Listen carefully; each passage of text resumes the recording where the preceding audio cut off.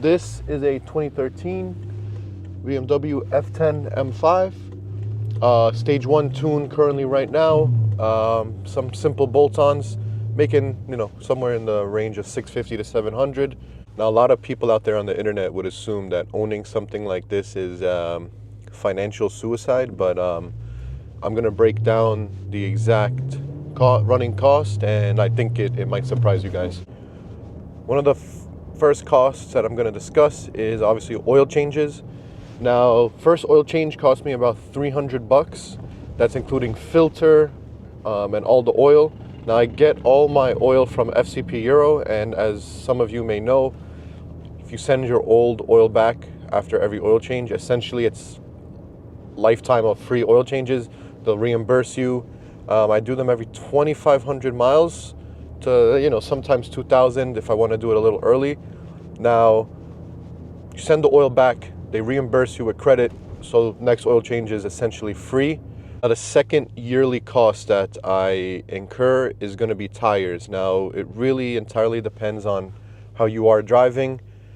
I like to enjoy the car, and it's kind of hard to resist not burning the tires up, but I made that mistake first year of ownership of buying the car. I bought Michelin Cup 2s, and I couldn't contain myself, so within a year, not even a year, within 6 months I burnt them up. So after that, I just buy used tires. I have somebody that supplies me with some Michelin's 305s 3020s. They're like 80% new, 85% new, brand new tires almost, and I get two rears for 250 to 300 bucks. And I'll go through 2 sets of rear tires maybe once or twice a year. So 250 twice a year. It's about 500 bucks for tires. Now, if you are daily driving the car like how I was at one point, you're gonna obviously have to spend money on gas. Now, gas is not cheap, but you would expect it to be a little crazier for a twin turbo V8. It's about $65 to $70 per fill up, roughly, depending on how much you have left in the tank when you fill up. I fill up maybe about every 1.5 to 2 weeks. Obviously, like I said, depending on how much I'm driving.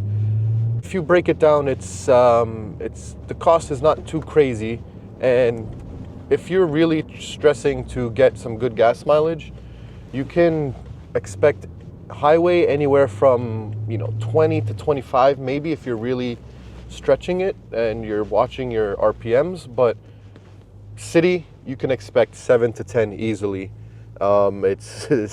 It's what do you expect? You're on the city, So roughly, like I said, if you're driving the car every day for a month, that's about $130 to $140 a month on gas. It's not the ideal car to be daily driving, but if it's the only car you have and you kind of have to, this is what you should expect. Now, on a yearly basis, that gas money spent monthly is about $1,600 to $1,700 a year on gas.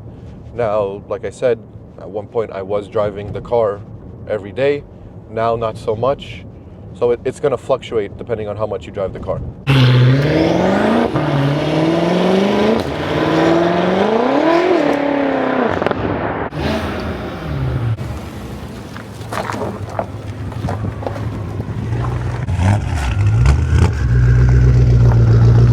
So with gas, with tires, with your oil changes, depending on if you're going to use the FCP return oil method that a lot of people use, your running costs for an F10 M5 yearly, this is besides that minor maintenance that I discussed previously.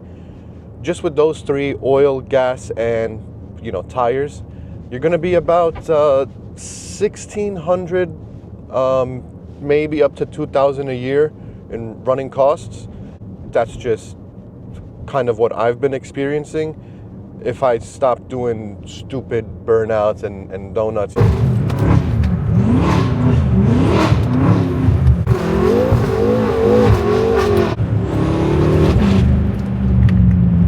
This thing is fucking nasty.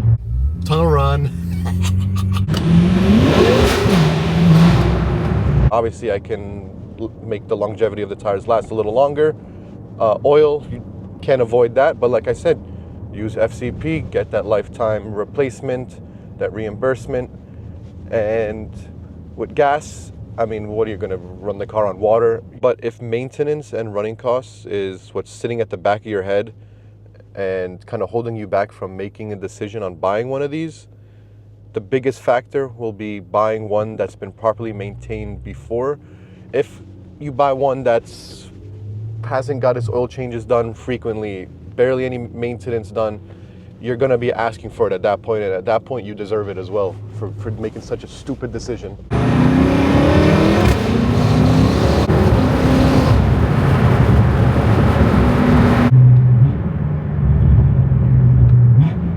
Obviously, these running costs don't include major repairs like injectors, rod bearings, God forbid, cooling system components. You know, that's where the real big money comes in, because one, those parts, like I said, they have an M tax on it. Parts are pricey, and if you can't do the work yourself, you know, forget going to a dealer. They're going to knock you on the head. But, you know, there are indie shops out there that charge reasonable pricing. It's still not going to be cheap if you want the proper work done. But as far as basic yearly running costs, it's way more affordable than what people would think.